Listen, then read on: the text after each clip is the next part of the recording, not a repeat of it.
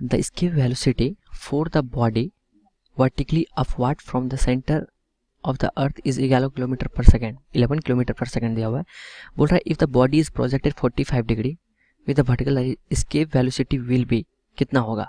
ठीक है, सबसे पहली बात तो हमें जानना चाहिए कि एस्केप वेलोसिटी क्या होता है। तो एस्केप वेलोसिटी क्या होता है, अंडर रूट ऑफ 2 होता है।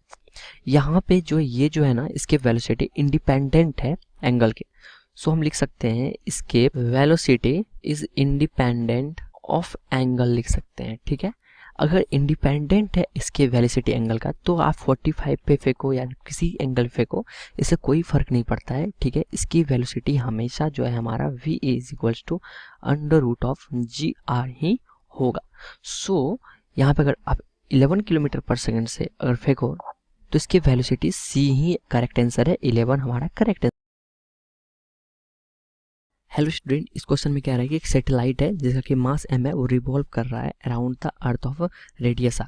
ठीक है, और हाइट x पे उसके सरफेस से, और बोल रहा है g जो है ना एक्सेलरेशन ड्यू टू ग्रेविटी है। ठीक है, जो सरफेस ऑफ अर्थ पे है, तो हम बोल रहा है कि the orbital speed of the satellite कितना होगा। तो चलिए हम फाइंड करते हैं। तो अगर कोई भी मान लेते हैं कि सैटेलाइट जो है अर्थ का चक्कर लगा रहा है, मान लेते हैं कि देखिए ये जो है ना ऑर्बिट है, और मान लेते हैं कि यहाँ पे अर्थ है। अगर कोई भी सैटेलाइट अर्थ का चक्कर लगा रहा है तो जो भी सेंट्रीपिटल फोर्स चाहिए, ठीक है, सेंट्रीपिटल फोर्स चाहिए, वो कौन देगा, ग्रेविटेशन देगा, ग्रेविटेशन फोर्स देगा। ठीक है, तो हम लिख सकते हैं यहाँ पे इसलिए कि mv² upon r plus x। क्यों x, क्योंकि वो हाइट x है तो रेडियस में जुड़ जाएगा। तो क्योंकि रेडियस जो है यहाँ से यहाँ तक रेडियस है, और हाइट कुछ हो जाएगा जहाँ पे जितना पे वो रिवॉल्व कर रहा है, क्योंकि ये रेडियस तो r हो गया था प्लस हाइट x, तो r प्लस x हो गया। ठीक है, is equal to g small m into capital M upon r plus x का होल स्क्वायर हो जाता है। और हमें पता है कि g इज इक्वल टू क्या होता है, small g m upon r square. ठीक है, अगर इसको यहाँ पे कैलकुलेट करें हम लोग, ठीक है, यहाँ से, तो यहाँ से हमें v² का वैल्यू आ जाता है GR² upon r plus x, क्योंकि एक r से एक r प्लस x कैंसिल होता है, और gm अपॉन r² का वैल्यू रख दिए, यहाँ पे g रख दिए, तो हमारा ये वैल्यू आ जाता है। तो इसलिए वेलोसिटी का वैल्यू आ जाता है हमारे पास, ठीक है, GR² upon r plus x के पावर 1/2, यानी कि इतना वेलोसिटी से जो है ऑर्बिटल स्पीड पे, मतलब ऑर्बिटल स्पीड इतना होगा, इतना वेलोसिटी से ऑर्बिट पे सैटेलाइट किस पे इंडिपेंडेंट होता है। ठीक है, ऑप्शन है कि मास और रेडियस ऑफ ऑर्बिट दोनों से इंडिपेंडेंट होता है, या b number radius of orbit से इंडिपेंडेंट होता है, या मास ऑफ सैटेलाइट से इंडिपेंडेंट होता है, see the mass of satellite not the radius of the orbit. ठीक है, तो चलिए हम फाइंड करते हैं। अगर मान लेते हैं कि कोई भी सैटेलाइट है, मान लेते हैं, ठीक है, इस ऑर्बिट पे घूम रही है, और ये है मान लेते हैं कि अर्थ है।